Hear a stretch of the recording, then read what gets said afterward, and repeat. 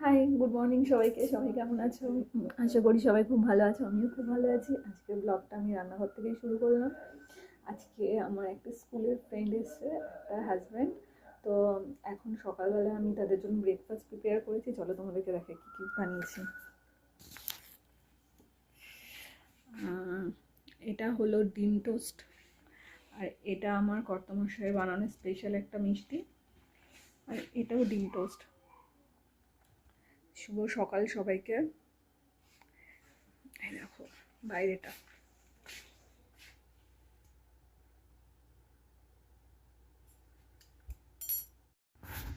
তো ওরা আসার পর এটা ছিল সকালের ব্রেকফাস্ট, যেটা আমি বানিয়েছিলাম। এটা বানিয়ে ভাবলাম একটা ছোটোখাটো একটু এটার ক্লিপ নিয়ে নিই।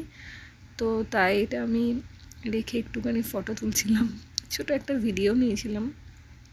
আর যে ব্রেড টোস্টটা বানিয়েছিলাম ওর মধ্যে আমি ধনে পাতা অ্যাড করেছিলাম আজকে ফার্স্ট টাইম।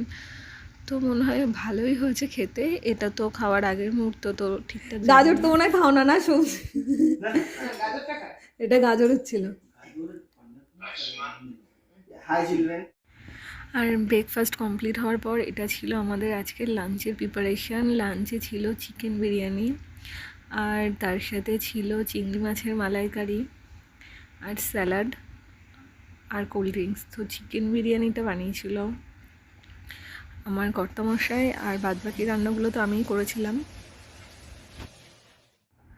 বাদবাকি রান্না বলতে শুধুমাত্র চিংড়ি মাছের মালাইকারিটাই, যেটা আমি করেছিলাম, আর বিকেলে ফিশ ফ্রাই, আর স্যালাড তো কাটতে হয়েছিল, ওটা রান্না করার কোনো প্রয়োজন পড়েনি। আর কোল্ড ড্রিঙ্কসও কিনে আনা ছিল, আর তার সাথে ছিল একটু টক দই, যদিও ওটা ওরা খায়নি, তো ওরা টক দই পছন্দ করে না। এখন বিকেল, আমি ওদের জন্য স্ন্যাক্স তৈরি করছি, তোমাদের সাথে শেয়ার করছি। চলো কী তৈরি করছি।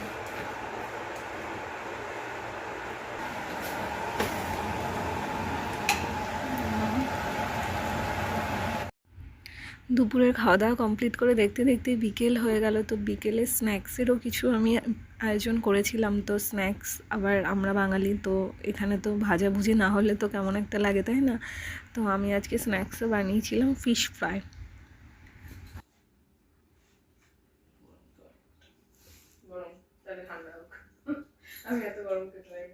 আগেরগুলো ঠান্ডা হচ্ছে, ভাল লাগছে না খারাপ?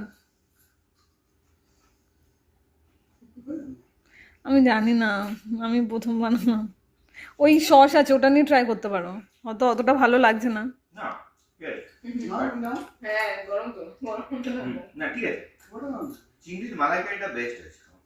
ভাল লেগেছে? ভাল লেগেছে। ও বলেছে ওর জন্য করে রাখতে হবে। ও এর পরের বার যখন আসবে কিছু না করে চিংড়ির মালাইকারিটা করে রাখতে নিয়ে যাবো আমি।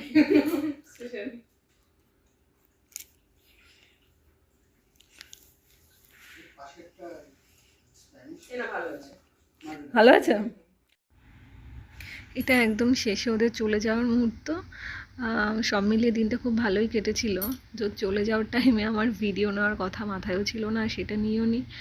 তো শেষে যখন ওরা গাড়িতে ওঠার আগে ফটোটা একটা সবাই মিলে তুলেছিলাম, আর পরিশেষে আজকে সমস্ত খাবারের ফটোগুলো আমি আরেকবার দিলাম।